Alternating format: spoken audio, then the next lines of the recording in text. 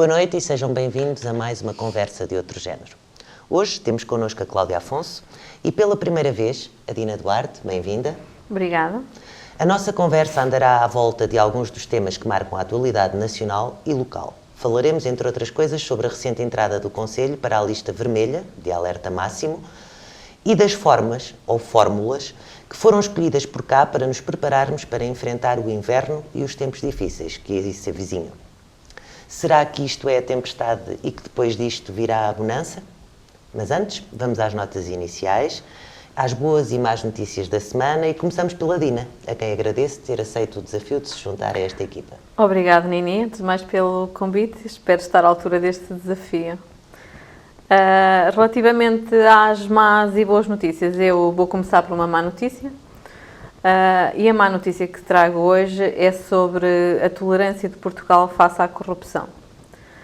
Acho que tanto políticos como os meios de comunicação, acho que temos assistido a um negar que existe institucionalmente algo de errado no país. No entanto, acho que fica extremamente visível que o país começa a ficar corrompido até ao seu núcleo. Acho que é uma questão que deve ser muito refletida, porque isto implica também a reputação de Portugal a nível internacional. E penso que neste momento Portugal consegue estar a destruir as suas instituições em detrimento de proteger os seus próprios políticos corruptos. Acho que já é a altura de colocarmos um ponto final a este nível. Acho que é a altura de admitirmos que este problema existe, porque caso contrário, ao meu ver, esta corrupção irá continuar a espalhar-se e acho que é um preço que nós, classe mais pobre, não podemos efetivamente pagar. Boas notícias, tens alguma? Tenho uma boa notícia também para o final, como é óbvio. Cláudia, corrupção, queres comentar? Olha, é engraçado que por acaso a suposta primeira boa notícia que eu trago não fala diretamente da corrupção, mas fala de algo que também influencia na imagem que temos no exterior, que tem a ver com um relatório emitido por um instituto de investigação sediado em Washington, D.C., ou seja, isento, não tem aqui ligações a Portugal, penso eu, e que diz que Portugal está nos 10 primeiros lugares a nível mundial no que diz respeito à garantia dos direitos civis e das liberdades individuais. Também fala, também menciona a capacidade de aceder à política, ou seja, de todos os partidos e da população no geral ter acesso a exercer a atividade política. Estamos à frente do Reino Unido, da Alemanha e dos Estados Unidos. Parece incrível, mas foi assim que em 2020 o relatório nos viu. Isto não incluiu as restrições temporárias agora por causa da pandemia, portanto, agora se calhar o resultado seria um bocadinho diferente, mas isso também é uma coisa que é transversal a vários países. Mas nós, quando vemos estas notícias, ficamos muito contentes, por um lado, e sim, certamente que quem nos vê de fora poderá até ficar entusiasmado em mudar para cá o seu negócio ou viver para cá, mas quem cá vive sabe que há sempre qualquer coisa que não encaixa muito bem ali no retrato geral que é emitido. É como quando nós vemos a Águeda a ser tão bem falada em questões do ambiente e, claro, ficamos muito contentes, mas quem cá vive sabe que há algumas incongruências, há aqui coisas que não encaixam no retrato feito, etc. Pronto. Os rankings e as listas emitidas de posições dos países valem o que valem, porque depois a população sente na pele a realidade que não é mostrada nessas tabelas. Exato. Também, ainda, muito rapidamente, queria lembrar que recentemente foi aprovado que quem é vítima de violência doméstica e tenha que sair da sua casa, seja com filhos ou não, vai ter direito a licença de 10 dias de trabalho paga para poder reorganizar-se, portanto, só mesmo nos casos em que a pessoa tenha que se deslocar da sua habitação e para poder arranjar uma alternativa enquanto não são tomadas as diligências formais necessárias para as coisas se resolverem. Não é? O ideal, diz a APAV, seria que a pessoa não tivesse que sair do seu domicílio. Mas era isso que eu ia dizer e que era uma conversa Infelizmente, que um dia gostava que tivéssemos aqui, porque é um bocadinho incongruente, não é? Mas pelo menos permite essa transição momentânea, não é? De um estado de desespero para um estado de possível esperança, porque pelo menos já estão ali um bocadinho menos expostas e condicionadas num meio onde já perderam a capacidade de olhar para aquela desgraça com esperança e tal. Portanto, agora, com essa lufada de ar fresco, talvez haja mais pessoas a decidirem dar o passo. Finalmente dar o passo, exatamente. Eu trago aqui umas frases e tive que as apontar e gostava de vos convidar a comentá-las, que retive da última semana. Ninguém fala de como se pilota um avião, mas toda a gente sabe como é que se trata a pandemia.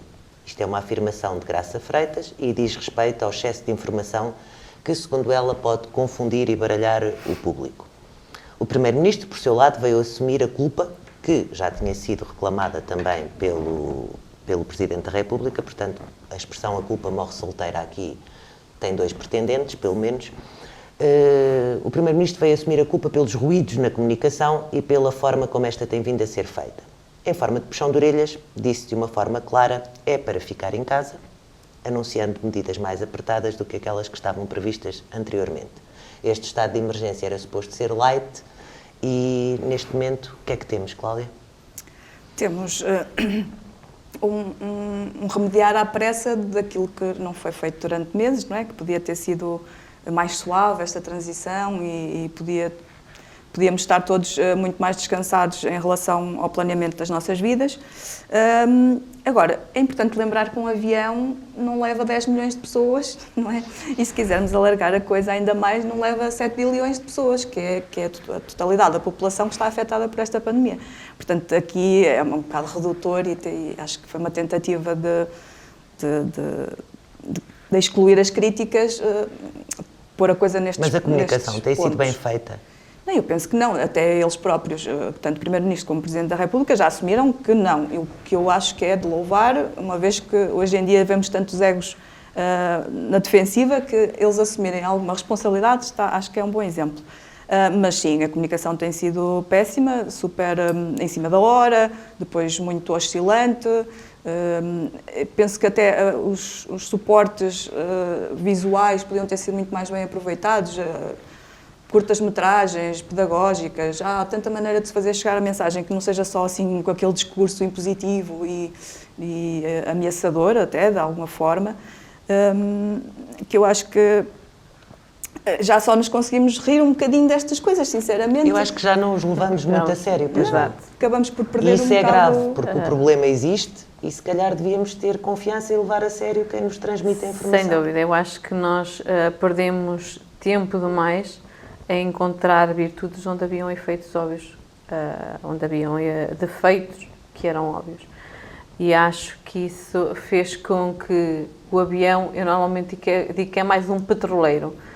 Eu comparo mais esta pandemia a um petroleiro que está a navegar em alto mar a uma velocidade desenfreada que neste momento ninguém o consegue abrandar. E acho que o tempo que perdemos a tentar encontrar esses defeitos que eram óbvios levou a que neste momento ninguém consiga ter uma noção de qual a melhor estratégia para abrandar esse petroleiro. E sinceramente acho que não é o caminho certo aquele que está a ser tomado. Acho que inicialmente tanto a Diretora-Geral de Saúde como a Ministra da Saúde tiveram uma péssima atuação inicialmente. Acho que foi um desastre. Quero crer que tenha sido por um bocadinho por falta de experiência a nível de comunicação, mas a verdade é que esse desastre veio a repercutir, veio trazer consequências graves nos comportamentos dos portugueses, repercutiu-se nos nossos comportamentos. Penso que, neste momento, conseguirmos abrandar este petroleiro depende mesmo de todos nós. Acho que nós somos o começo, o meio e o fim e somos os únicos capazes de reverter esta situação. Nós cidadãos. E cidadãos, exatamente. Tendo consciência do problema que estamos a viver neste momento. Sim, até porque a Alemanha, a Áustria estão até com medidas mais impositivas, mais restritivas e têm tido números também bastante preocupantes. Portanto, eu acho que isto já nem tem a ver com o comportamento da população. Antes dizia-se que era a população mais do sul da Europa, que tinha comportamentos mais de socialização diferentes e poderia ajudar o contágio a ser mais rápido e tal, mas já se percebeu que não é por aí. Portanto, acho que é o nosso bom senso neste momento. Claro, temos que perceber que há formas de evitar o contágio que já estão verificadas e a máscara, etc., temos que usar ao máximo, mas, por exemplo, na Alemanha, uma das medidas, agora, além dos confinamentos, etc., foi dar máscaras especialíssimas, aquelas FP qualquer coisa, especialíssimas à população de risco. Nós aqui não vemos medidas na proteção da população de risco, por exemplo. É que se as pessoas sentissem que, ok, estamos a sofrer imenso com dificuldades de mobilidade, etc., etc., muito condicionados, mas, por outro lado, estamos a ver ações e planeamentos bem feitos que, se todos os esforços forem combinados, isto vai a bom porto. Mas nós aqui só vemos um lado da carroça a puxar, não é? Eu acho que aqui que nós nem sequer planeamos, acho que aqui é o agir em cima do joelho. Não há um planeamento, não há uma prevenção. É quando acontece, então vamos ver o que é que podemos fazer a partir de agora. Mas quando dizes aqui, aqui em Portugal? Aqui em Portugal. E eu vou-te perguntar, e aqui em Águeda? Porque em Águeda, oficialmente, estamos desde ontem na lista do estado de emergência das medidas mais apertadas.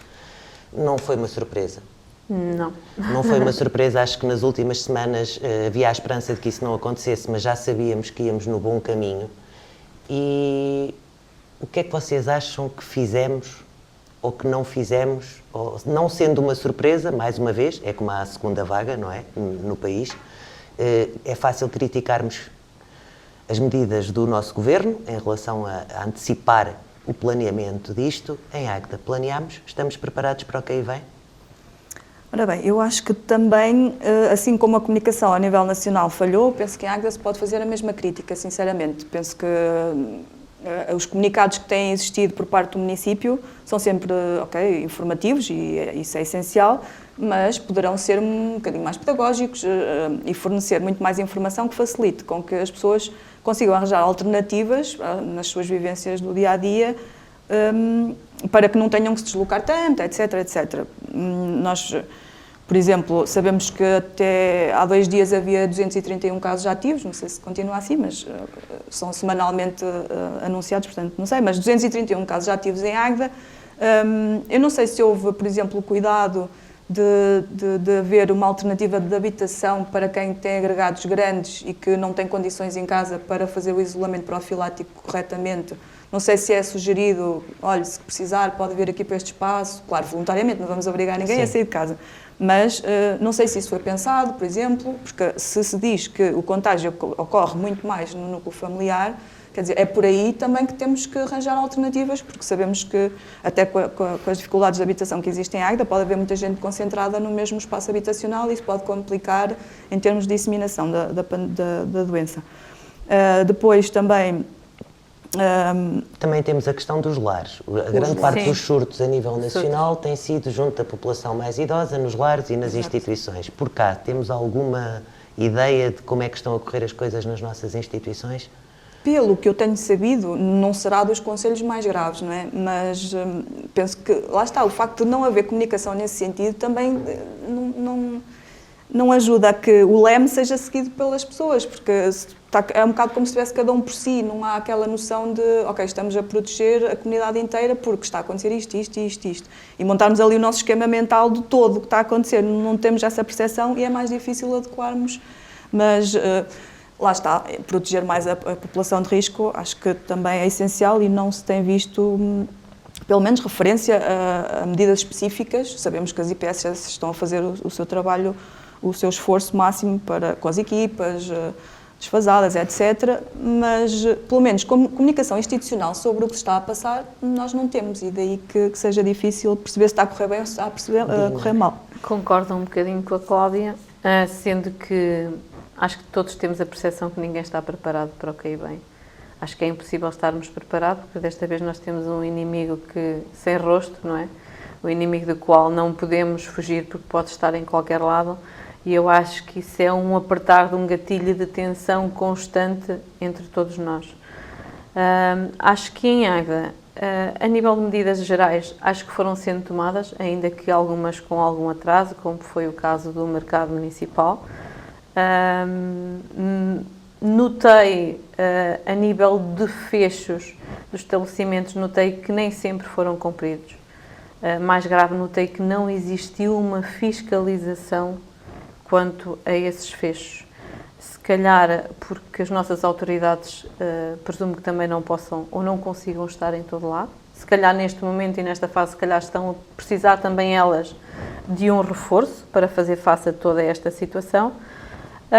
Mas no geral, penso que nos estamos a adaptar bem a esta nova realidade, sendo que, sou de acordo com a Cláudia, acho que poderiam ter sido tomadas algumas medidas no sentido da prevenção e que não foram tomadas devidamente. E ainda, temos um plano de contingência que eu sinceramente já li alguma parte dele, mas do que li fico com uma breve ideia que não está a ser colocada em prática. E também, em termos práticos, depois do apoio que é dado à população que é sujeita a estas medidas excepcionais, principalmente quem tem restaurantes e outros comércios, penso que não está a haver esse envolvimento que faça com que as pessoas.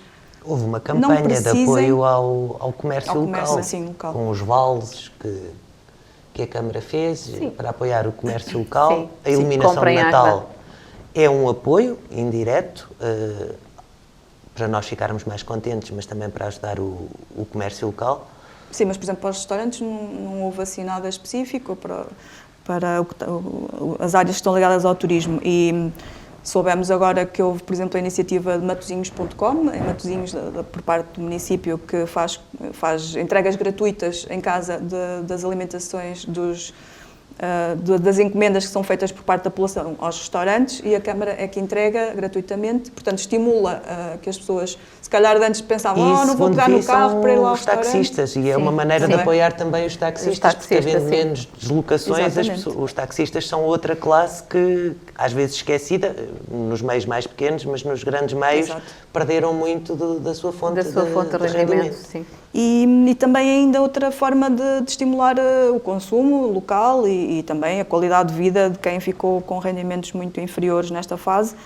Temos o exemplo agora recente também do que foi feito em Oliveira do Bairro, que foi um vale família, que o vale tem 10 euros, vale 10 euros e a família com necessidades poderá gastar só em bens de necessidade básica, alimentação, vestuário, higiene, essas coisas. E entrega ao vale no comércio local, depois já há a comunicação com a Câmara, que faz o pagamento ao comerciante e tal. Também me parece interessante, foram gastos 150 mil euros nesta medida. Mais ou menos o valor que foi gasto aqui, se não me engano, com os vouchers. Para o apoio. Mas neste caso estamos a apoiar as famílias que precisam e o comércio, ou seja, parece-me bem mais proveitoso, porque abrange mais população, não é? E pronto, depois também lembrar aqui um aspecto de uma das restrições que vão passar a vigorar ao fim de semana, que tem a ver com o facto dos restaurantes fecharem à 1h. Mas, segundo li, até na própria página do município, eles podem continuar a funcionar e a fazer entregas ao domicílio a partir desta hora. Sim. Só não podem funcionar no restaurante. No restaurante, sim. E também é permitido que os espaços comerciais de venda de produtos alimentares menores de 200 metros quadrados, que tenham porta para a rua, estejam abertos depois da 1 da tarde. As mercearias pequenas poderão estar abertas à tarde. Que não costumamos ver mercearias dessas abertas durante o fim de semana em Águeda, não é? Não sei se não seria de estimular também a abertura desses espaços e salientar que existem, que é uma alternativa para quem tem um bebê e precisa de repente qualquer coisa. Mas também é preciso que os comerciantes façam essa parte. Pois, por exemplo, no passado fim de semana ainda podíamos sair e eu moro no centro da cidade e apercebi-me que num dos passeios higiênicos que tentei fazer este fim de semana, que era outra coisa, nós já sabemos que vamos entrar na lista e se já sabíamos que isso ia acontecer,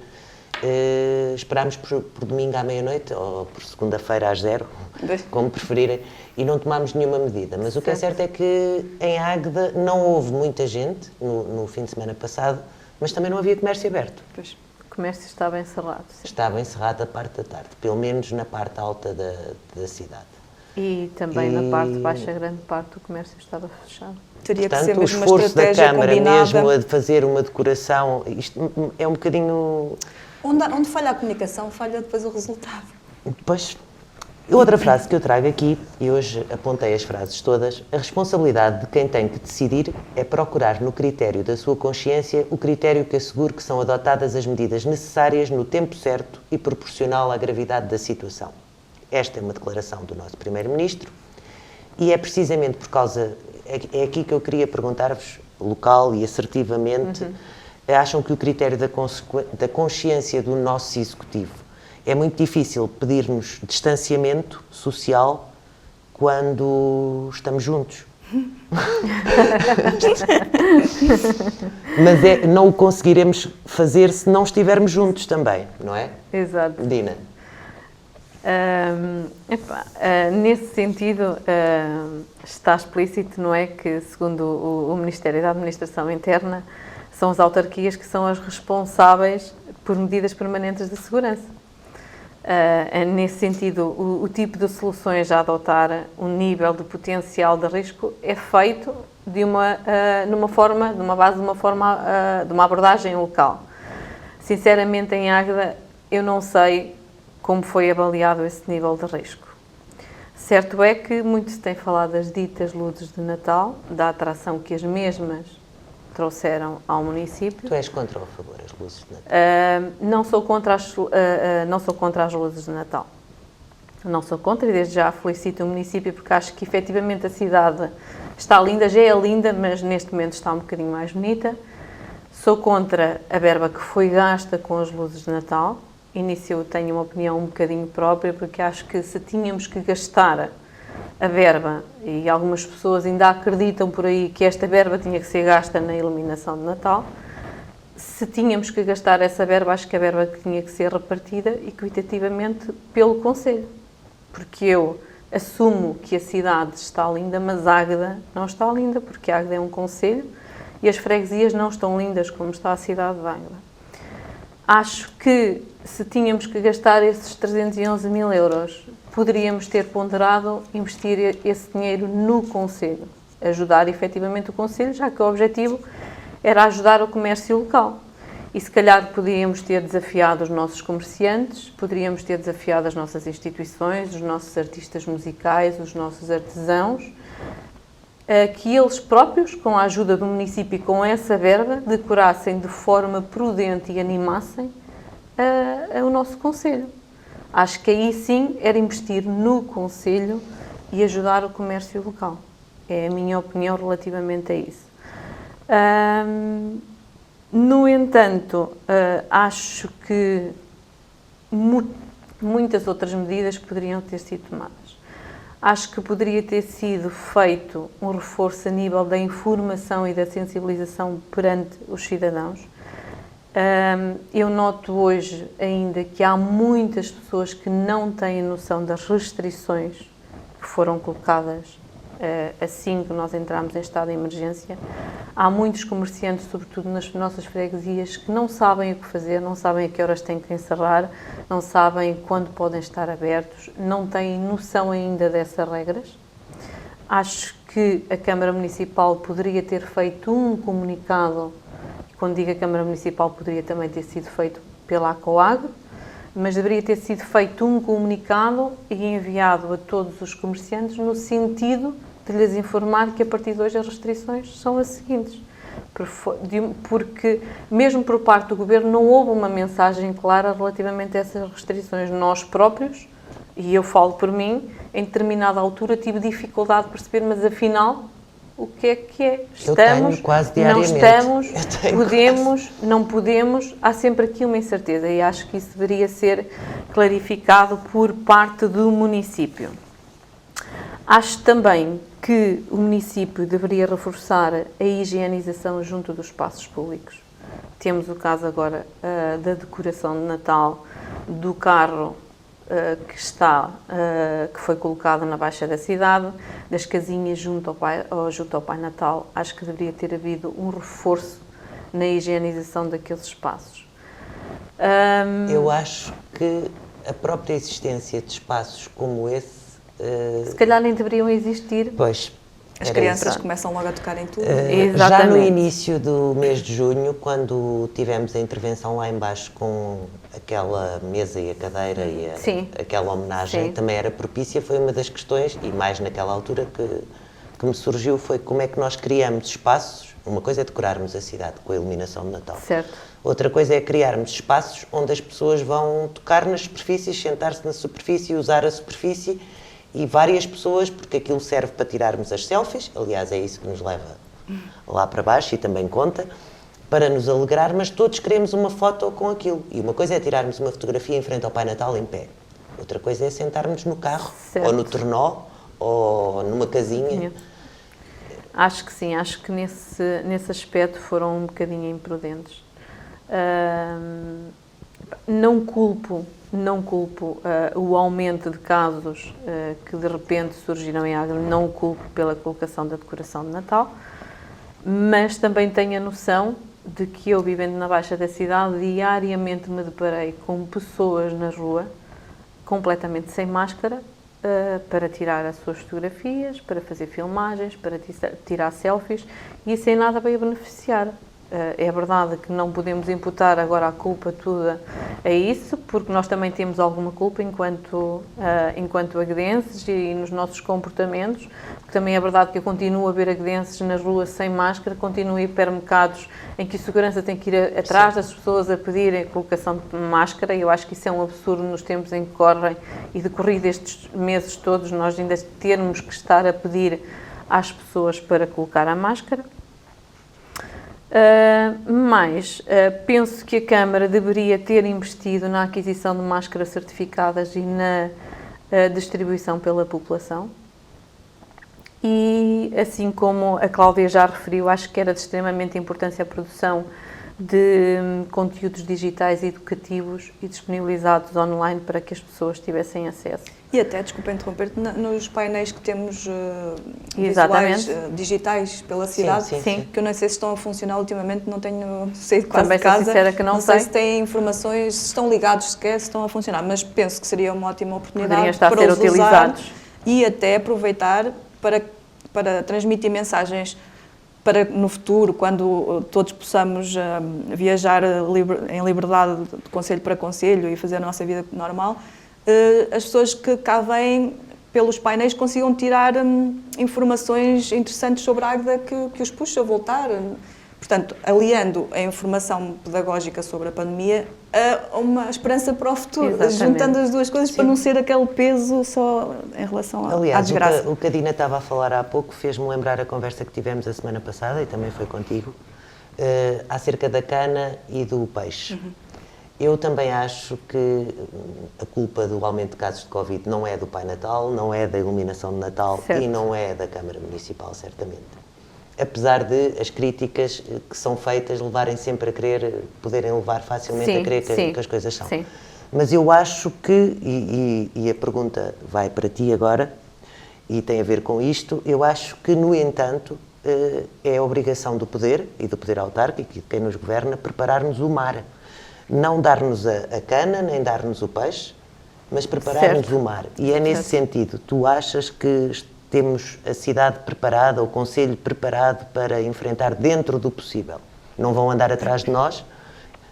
Às vezes precisávamos, porque realmente, como diz a Dina, não nos estamos a saber comportar. Como a Dina disse há bocadinho, a fiscalização, a parte de não vermos que a fiscalização está a acontecer à nossa frente, acho que inibe aqui alguma responsabilização até individual, ou seja, eu acho que se as pessoas percebessem visualmente, no dia-a-dia, que é uma rotina que já se entranhou na população, não resistiam tanto. Agora, como ainda não se vê aparatos, entre aspas, se calhar suficientes pela cidade em relação a isso, até como aos dispositivos para tirarmos um bocadinho de álcool gel, etc., isso tudo faz com que as pessoas se acomodem melhor às regras, que leva ao gradualmente. Sim. Além das questões da prevenção, ou seja, de termos essa preparação do mar para o que estamos a ter pela frente, Também, depois, na assistência aos problemas que decorrem destas restrições todas, também o município poderá ser muito mais pedagógico e informativo, por exemplo, anunciando ou ajudando a aplicar, como também já mencionei no programa anterior, a aplicar todas estas medidas que ouvimos falar de apoio a quem ficou sem rendimentos, apoio às microempresas, os pedidos de moratória, etc., que as pessoas, mesmo uma pessoa muito habituada a estas coisas, terá dificuldade em perceber como é que vai buscar os fundos, como é que preenche as coisas, não sei o quê. O município poderá perfeitamente, pelo menos, dar umas notas de quando a quando, na página, qualquer coisa que ajude as pessoas a perceberem como é que lá chegam esses rendimentos. Porque se nós tivermos uma população que não usufrui do que existe a nível nacional, somos nós sobrecarregados, contribuintes locais, sobrecarregados depois para ajudar essas pessoas que poderiam ter sido ajudadas com outros. Esse papel das redes Já sociais... agora, Nini, se permites, queria só dizer aqui outra medida que acho que deveria ter sido tomada logo no início do ano escolar. Acho que deveria ter sido uma medida primordial o município ter optado pela medição da temperatura às nossas crianças à entrada da escola. Acho que poderia prevenir muitos dos casos que nós hoje vemos que estão positivos. Acredito que não iria prevenir a todos, mas acho que era primordial no início do ano escolar que todas as crianças, antes de entrar na escola, tivessem a medição da temperatura corporal. Outra que eu queria, e para finalizar, acho que na fase em concreta em que nos encontramos e com o aumento que tivemos de casos ativos em Águeda, acho que seria muito positivo que existisse uma articulação entre a Câmara Municipal e, por exemplo, entre os restaurantes do Concelho, que estão a passar um mau momento atualmente. Acho que poderiam articular no sentido de garantir o fornecimento e a entrega de refeições às famílias que se encontram atualmente confinadas. Nós temos famílias que estão confinadas, em que os pais e avós também se encontram confinados, e alguma vez eu já me tenho questionado a mim própria como é que estas famílias conseguem ter acesso à alimentação, porque não podem sair de casa, não podem fazer as suas compras diárias, e acho que era extremamente importante que houvesse uma reflexão nesse sentido e um apoio a essas famílias que se encontram atualmente confinadas. Sim, porque não são 231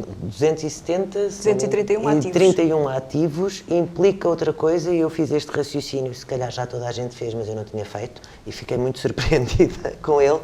Não são 231 pessoas, porque depois temos as pessoas que, por precaução ou isolamento profilático, estão nessas famílias. Exato. Esses são os ativos. Temos muito mais gente fechada em casa neste momento. Em isolamento, exatamente. Em isolamento. E a alimentação é essencial para que o sistema imunitário esteja capaz de responder e pode fazer toda a diferença no número de internados, etc. Portanto, temos que olhar mesmo para a qualidade de vida. Pelo menos fazer esse levantamento, que se calhar algumas até têm a possibilidade, familiares, de deixar comida, mas haverá aquelas que não têm. As redes sociais, e a Cláudia há bocado acho que também falava sobre isso, os suportes digitais e mesmo as redes sociais serviriam e servem para termos as comunicações do município e servem como fóruns de participação cívica, ou assim deveria ser, e há muitos fóruns em Águeda. Aliás, proliferam neles as guerras de palavras, o insulto é facilmente usado como arma de ataque e de defesa. E a pergunta que eu queria fazer hoje é: será que a liberdade de expressão e o exercício da cidadania ativa se reduziram a este tipo de guerrilha de gangues que temos hoje em Águeda, nos grupos que supostamente serviriam para falarmos sobre a consciência que temos da cidade e aquilo que temos para trazer? Cláudia? De facto, se nós fizermos uma pesquisa pelos tais fóruns que falas, eu não vou mencionar, mas há vários grupos onde são colocadas informações úteis sobre a cidade, questões, críticas, tudo um bocado. Acima de tudo, penso que muita gente gosta de lá estar porque vai recebendo informação do que se passa no Concelho, em todas as freguesias, e fica a saber das iniciativas que normalmente não têm espaço nos meios mais conhecidos de difusão. E fico um bocado triste porque se nós formos fazer uma análise das publicações que lá estão normalmente, tudo o que seja iniciativas assim, comunitárias, informações interessantes sobre qualquer coisa que importa à população, tem pouquíssimos likes, tem feedback mínimo. Mas se for qualquer coisa mais provocatória, assim, competitiva em relação ao Executivo, ou críticas ao Executivo, nós temos imensos comentários, temos aquela publicação sempre a vir ao de cima no grupo, as outras todas que eu consideraria mais importante para a coesão da comunidade estão lá para baixo esquecidas e permanece ao de cima desses grupos essa tal comunicação muito agressiva, normalmente, que eu penso que afasta muitas pessoas da discussão saudável que se poderia fazer e das propostas que se poderiam apresentar que teriam, de certeza, benefícios para todos. E, de facto, eu nem falo em educação, não falo em civismo. Mas também falta a educação. Também falta, nota-se ali um bocadinho tudo, mas eu nem vou por aí. Eu preocupa-me que, para tentar calar os argumentos que são apresentados pelos outros, se acha possível e correto e aceitável pessoalizar-se as críticas e atacar-se a vida de cada um e essas coisas, e lá está, pessoas com boas intenções, com gosto pela participação cívica, pelo lado do bem comum, etc., vão afastar-se necessariamente dessas quesílias porque temos uma sanidade mental a manter. Pois temos. Mas tu achas, Dina, que a liberdade de expressão pode ser usada em Águeda para fazer críticas construtivas, ou as redes sociais deviam ser usadas só para fazermos citações de frases inspiradoras e motivacionais? Não, acho que as redes sociais têm liberdade de expressão. Acho. Eu se calhar iria iniciar por dizer que uma das consequências da pandemia são as consequências psicológicas, não é? Embora eu acho que aqui no caso em concreto não se aplica. As razões que levam, o que tem levado nestes, que eu acho que estas últimas semanas tem sido mais notável, a falta de respeito, de princípios e de valores nas redes sociais. Também poderia dizer que era o aproximar das eleições, mas também acho que não é esse o caso. Porque, para mim, acho que desde o início do mandato deste Executivo sempre se sentiu um bocadinho essa hostilização por parte de alguns dos apoiantes do atual Executivo. Acho que muitas das vezes esses alguns apoiantes não conseguem distinguir o que é a opinião de uma terceira pessoa. E isso tem levado a que recorrentemente a reação à opinião de terceiras pessoas por parte desses alguns apoiantes roça um bocadinho a ofensa verbal logo de seguida. Então, mas tu achas que há um grupo de pessoas que não gosta de ser criticado ou que está constantemente a ser criticado? É que a leitura que podemos ter é: estão sempre a criticar. Estarão sempre a criticar ou as pessoas não suportarão a crítica? Eu acho que há um grupo de pessoas que não suportam a crítica. E o outro que está sempre a criticar? Exatamente.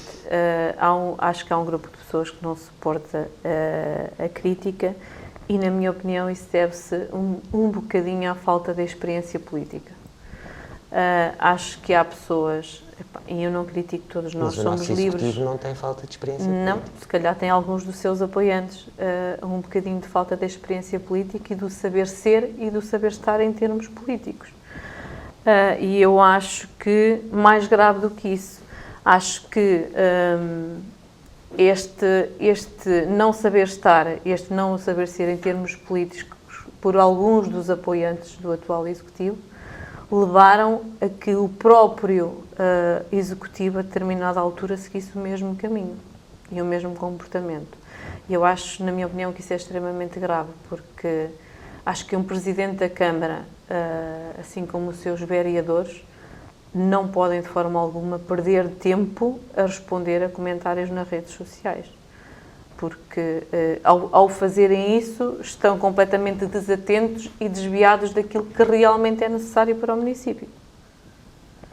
E eu lembro-me, por exemplo, que nas participações que às vezes são feitas na Assembleia Municipal, a resposta da parte do Executivo é muitas vezes evasiva e e distratória do que é perguntado, não é? Não se responde ao que é perguntado e, além disso, ainda se chama ali assuntos que desviam a atenção, etc. O que parece que acontece também com este movimento de apoio ao Executivo nas redes sociais, que é tentam distrair a atenção do que está a ser ali debatido para ver se a realidade muda por magia, se calhar, não sei. Se calhar essa é a ideia. Havia outro assunto que eu gostava de trazer ao programa, mas já estamos a demorar muito tempo e vamos passar às notas finais. Vou deixar para uma próxima conversa, mas tem a ver com a falta de... a dificuldade que a Águeda está a ter enquanto Conselho de fixar a população. Na última década atraímos pessoas como nunca antes o tínhamos feito, a não ser quando a Estrada Nacional era mesmo a número 1, aí creio que mais gente passaria ainda em Águeda, mas o certo é que não estamos a perder população, não estamos a conseguir fixá-la e isso terá a ver certamente com a habitação, a segurança, a qualidade de vida, não sei, traremos essa conversa, esse assunto a uma próxima conversa. Okay. Por hoje vamos ficar com as notas finais, eu tenho uma nota final, queria dar os parabéns à Carla Eliana, a nossa colega comentadora que fez anos ontem. Parabéns, Carla. E por isso não está aqui, espero que esteja a festejar. E passo para ti, Dina, notas finais. Notas finais. Queria felicitar a Câmara pelo convite em rede que teve lugar no Centro de Artes e no qual esteve presente a Câmara Municipal, as associações do Conselho e o Delegado de Saúde. Espero que daí tenham sido tomadas medidas no sentido da prevenção, que acho que é aí que devemos trabalhar, é no sentido da prevenção. E como mesmo nota final, queria deixar um agradecimento aos profissionais que estão na linha da frente, sobretudo, em particularmente aos aguedenses que se encontram na linha da frente, à dedicação diária e constante da parte deles, e um obrigado por colocarem a saúde deles em segundo plano, em detrimento da saúde dos outros.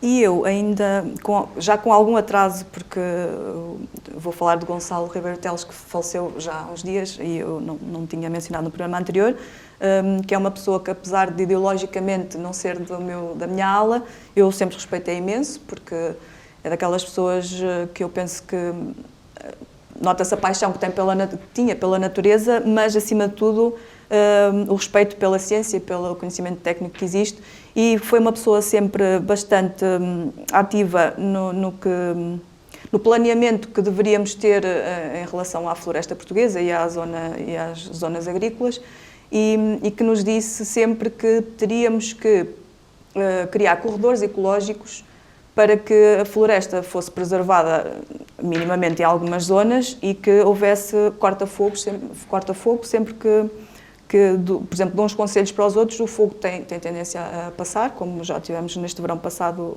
esse exemplo, e se houver corredores ecológicos, que são zonas onde há uma plantação de árvores específica, de um conjunto de árvores específicas, que sabemos que têm uma atuação quase como... são chamadas árvores bombeiras, precisamente porque cortam o fogo, lá está. E então, criar esses corredores é essencial, a meu ver, porque nós estamos a falar constantemente da pandemia, mas há outras questões que temos que continuar a planear. Não podemos parar só neste barco aqui. E então, pensar a médio e longo prazo em fazer uma conjugação de esforços com os concelhos vizinhos, Tondela, Albergaria, etc., para que todos conseguíssemos criar esses tais corredores, acho que é essencial. Até porque, com esta questão da pandemia e vermos as dificuldades que existem na restauração e no turismo em geral, temos que começar a perceber que, se calhar, não podemos ficar reféns desta estratégia que temos tido até agora para o turismo. Não sabemos se daqui a 2 anos vamos continuar sem turistas, portanto, temos que começar a pensar na nossa emancipação, entre aspas, em termos económicos, daqui para o futuro, e penso que esta questão da floresta tem mesmo que ser muito abordada, e faço daqui a minha homenagem ao que desde há tantos anos foi deixado por este senhor, Gonçalo Ribeiro Teles, que já podia ter sido aproveitado e que, mais tarde ou mais cedo, penso que uma pessoa com visão para o futuro vai aproveitar, e este Conselho será um exemplo excelente, se quisermos, do que poderá ser feito de benéfico com esta informação. Teríamos que marcar as tais reuniões de condomínio que tanto falamos aqui entre os diferentes conselhos. Exatamente. Por hoje é tudo. Muito obrigada por terem estado connosco e não se esqueçam que estamos disponíveis nos canais habituais. Até para a semana.